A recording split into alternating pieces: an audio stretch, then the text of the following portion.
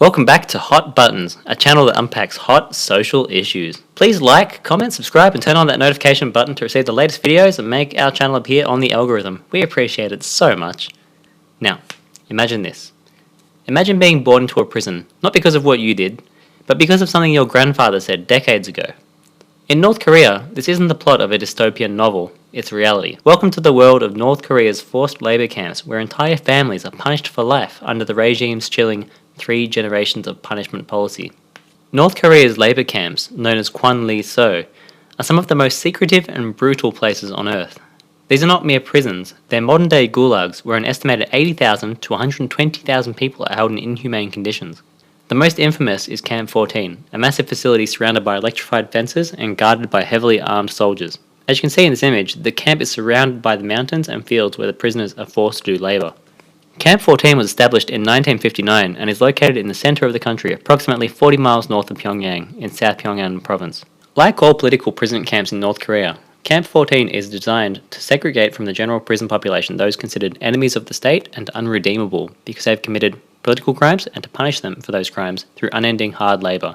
Those sent to the camp include officials perceived to have performed poorly in their job, people who have criticised the regime, and anyone suspected of engaging in anti-government activities. However, some of Camp 14's prisoners are victims of the regime's 3 generations of punishment, in which 3 generations of a prisoner's family are also sent to the camp and may die there without ever having committed a crime themselves. Prisoners here are subjected to forced labour, starvation, and torture. But the most horrifying part? Many inmates are there simply because they're related to someone who criticised the regime. The cornerstone of North Korea's labour camp system is its 3 generations of punishment policy. So basically, if one person commits a political crime, like speaking out against the government or defecting, their children and grandchildren are also condemned. Why is this? The only explanation for it is to, quote, erase the seed of treason. For example, Shin Dong-hyuk, one of the few known defectors from Camp 14, was born there because his parents were political prisoners. Shin didn't even know what freedom was until he escaped at age 23. For him, the camp wasn't a punishment, it was all he had ever known. Life inside these camps is a nightmare. Prisoners work 12 to 16 hours a day doing back-breaking labour, mining coal, breaking rocks, farming, often with no safety equipment.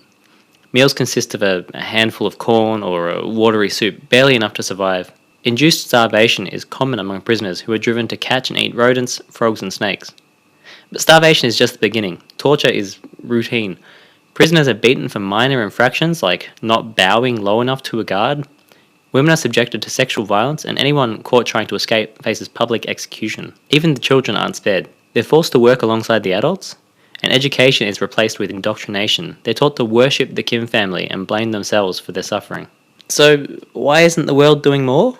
Part of the problem is North Korea's isolation. The regime goes to great lengths to hide these camps, and defectors risk everything to tell the truth. Even then, some governments hesitate to act, fearing political repercussions. But ignoring these atrocities only emboldens the regime. Imagine if these camps were in a more visible country. Would the world stay silent? Shin Dong-hyuk's story is one of unimaginable pain, but also incredible resilience. Born in Camp 14, he witnessed the execution of his mother and brother for planning an escape. Despite the trauma, Shin found the courage to flee, crawling over electrified fences and running into China. His story is a rare glimpse into the horrors of these camps.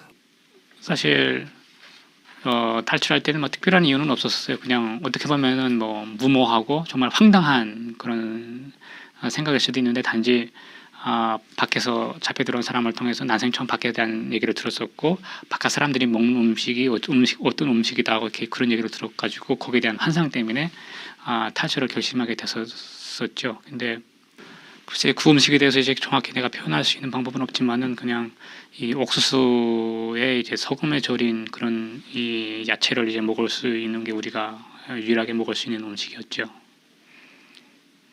탈출할 때는 이제 그 수용소를 지키고 있는 이 군대도 있고, 또 전기 철조망에 이제 전기가 흐르고 있고, 사실 그거 넘는다는 거는 뭐 꿈에도 상상할 수가 없는 그런 도전이지만, 그냥 단지 그 먹는 음식 하나 때문에 당장 전기에 붙어 죽거나 총에 맞아 죽어도 단 한 번이라도 이제 배불리 먹고 죽는 게 이제 죽는다면은 이제 서운이 없다 하는 이런 생각을 하게 됐었기 때문에 이제 탈출을 결심을 하고 이제 시도를 했거든요. 그래서 결과적으로 이제 그렇게 무모하게 이제 이 시도를 했지만 이제 성공하게 됐었고, 예, 탈출할 때 당시에 이제 전기 철조망에 이제 두 다리가 걸려가지고 다 찢어지고 이제 그 상처가 다 났는데 그게 아직까지 이제 그런 상처들이 아직도 남아 있죠. 뭐 탈출하고 나서는 이제 뭐 제가 할 수 있는 건 없었어요. 그냥 추운 겨울이었었고 깜깜한 밤이었었고 그냥 이제 사람 없는 집에 들어가서 이제 내가 제수복을 입고 있었기 때문에 제수복 아닌 걸로 갈아입었고 또 이 음식 남은 거 있으면 이제 그걸 훔쳐 먹고 뭐 물론 이제 탈출하고 나서 이제 특별한 건 없었지만 이제 많이 굶기도 했었고 또 사실 지금 생각해 보면은 뭐 오래 죽지 않았던 게 어떻게 보면 이제 천만 다행이라고 생각을 했고 이제 난생 처음 이제 수용소의 바깥 사회를 처음 봤을 때는 지금 표현으로는 그냥 천국 같은 사회라고 생각을 했어요. 뭐 사람들이 입고 싶은 옷을 입고 다녔고 이제 막 마음대로 이제 웃고 떠들고 노래도 부르고 하는 것에 대해서는 굉장히 너무나도 새로운 것들이었었고 예, 굉장히 이제 호기심이 많았던 것 같아요.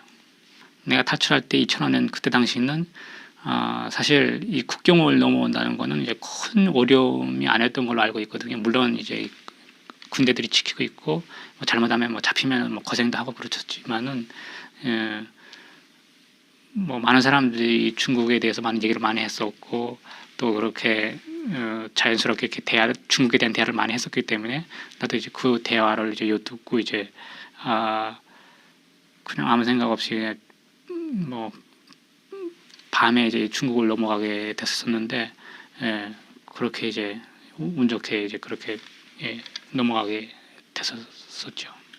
그냥 이제 1년 동안 숨어서 산속에서 살다가 이제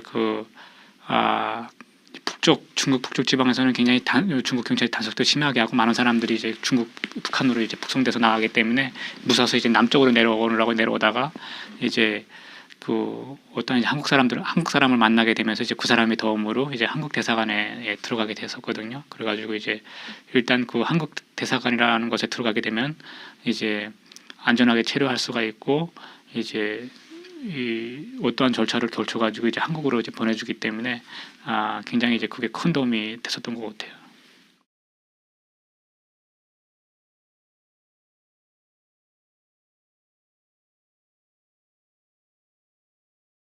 Another defector, Kim Hye-suk, spent 28 years in Camp 18, punished for her grandfather's alleged crimes. She's spoken out about the systematic starvation and torture she endured, risking her life to bring awareness to these abuses.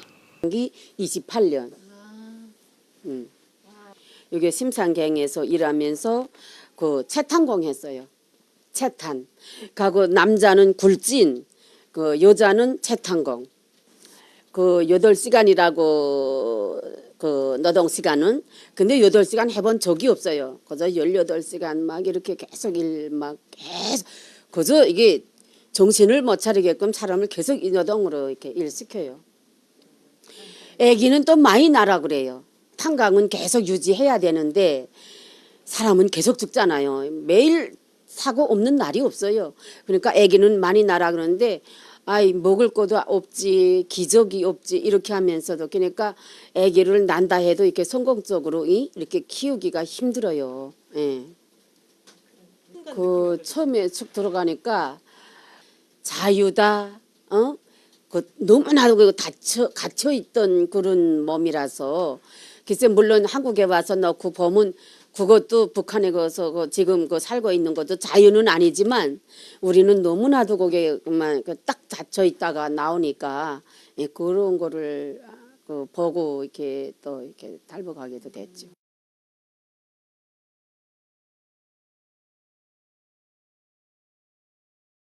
Stories like Shin's and Kim's remind us why we can't turn a blind eye. These camps aren't relics of history, they're happening right now.